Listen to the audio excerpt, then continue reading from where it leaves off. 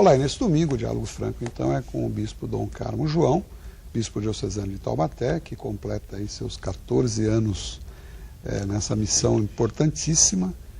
E eu queria colocar ao senhor agora o seguinte: a Igreja Católica acaba de celebrar o ano sacerdotal. Como explicar tantas crises e desvios de conduta de sacerdotes, ao ponto de que o próprio Papa pediu desculpas às famílias vítimas dessas lamentáveis ocorrências e pediu mais rigor aos responsáveis pela apuração dos chamados escândalos e até pedofilia, Dom Carmo? Eu gostaria que o senhor abordasse esse assunto conosco. Bem, a gente nunca deve temer a verdade. Infelizmente aconteceu e também peço desculpas, né? Eu lamento que tenha acontecido. Não somos os únicos. Eu ainda li hoje de um sociólogo italiano, onde ele analisou 6.000 casos, entre os quais havia apenas 100 e poucos que eram padres. Mas ninguém fala. E de outros setores, não vamos entrar em pormenores, não se fala. Agora é preciso dar em cima da igreja, porque ela muitas vezes se opõe ao pensamento hegemônico, porque ela deve ser, e quer que deva sê-lo, fiel a Jesus Cristo, ao Evangelho e à sua doutrina. Falam sempre em dogma. Os dogmas da igreja não são tantos. Alguns deviam estudar um pouco mais teologia e falariam menos em dogma. Mas a igreja tem certamente uma postura bimilenar e tem uma doutrina, né, que veio se formando em todos esses anos. E graças a Deus tivemos bons teólogos e bons filósofos também que ajudaram na composição disso tudo. Então, infelizmente, hoje, por quê? É claro que nós estamos inseridos no tempo e no espaço. Nós não estamos na estratosfera. Podemos dizer que são sinais dos tempos, porque realmente, embora seja inadmissível uma postura dessa de um religioso, o religioso é ser humano antes de qualquer coisa, então é falível, né? Sim. Agora, a reação da igreja, vamos dizer assim, o Papa Bento XVI, eu acho que foi bastante incisivo ao tomar essa posição ultimamente, não é, Dom Carlos? Sim, foi e não podia ser diferente, quero crer, né? Havia no ar, sei lá, eu não sou nenhum psicólogo, muito menos psiquiatra, mas a gente né? Tem um pouco de tudo. Um pouco a gente sabe, né? E eu vim analisando para meu uso pessoal essa situação toda, né? Mas voltando bem ao assunto, a pós-modernidade é libertina. Sem dúvida. Veja o que se apresenta até na televisão, induzindo. Tem novelas, tem fotos, tem tudo isso. E também os padres não conseguem fechar sempre os olhos, né? Tem olhos para ver e veem, né? E esse mundo que nos circunda é um mundo, às vezes, nesse campo ali, ele alicia, ele seduz, né? Então, inseridos no tempo e no espaço, pagamos o tributo por sermos normais. E, às vezes, aí é um pouco anormal. Sem né? dúvida. De outro lado, a formação, quero crer, ela padeceu. Né? A formação em geral, o Brasil todo se ressente disso, né? Falta uma verdadeira linha educacional, né?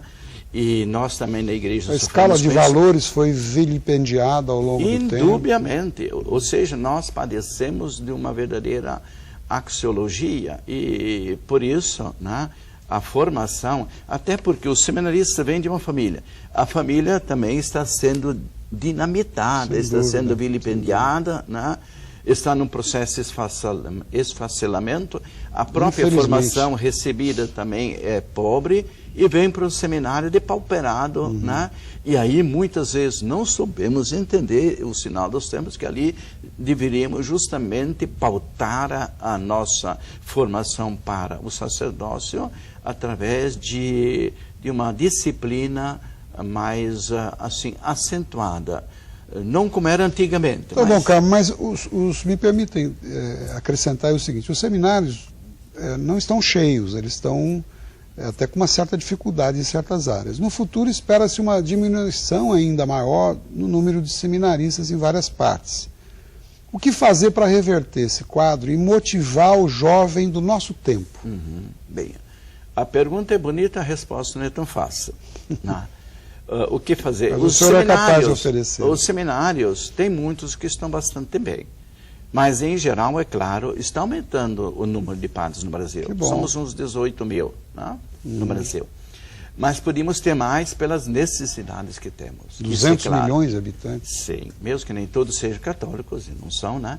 Mas nós precisaremos de um número mais acentuado, né?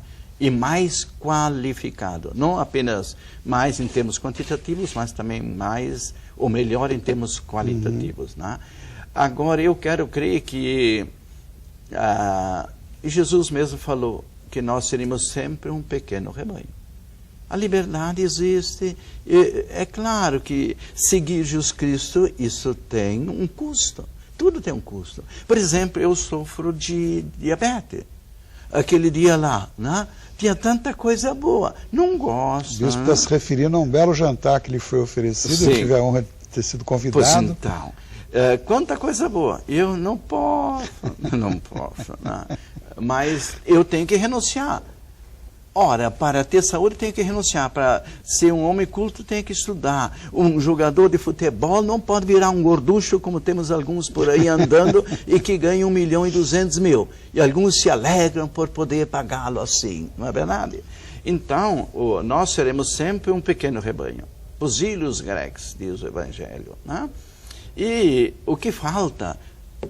Isso tem que ser dito. Falta testemunho. No momento em que nós todos demos verdadeiramente testemunho de Jesus Cristo, alegre e perseverante, o mundo vê. O mundo vai ver. Tanto é verdade que certas congregações severas têm vocações, não estão faltando. Porque com todo esse marasmo que existe, o pessoal sente a necessidade de alguma coisa mais consistente. E aí, infelizmente, muitas vezes nós também deixamos de oferecer.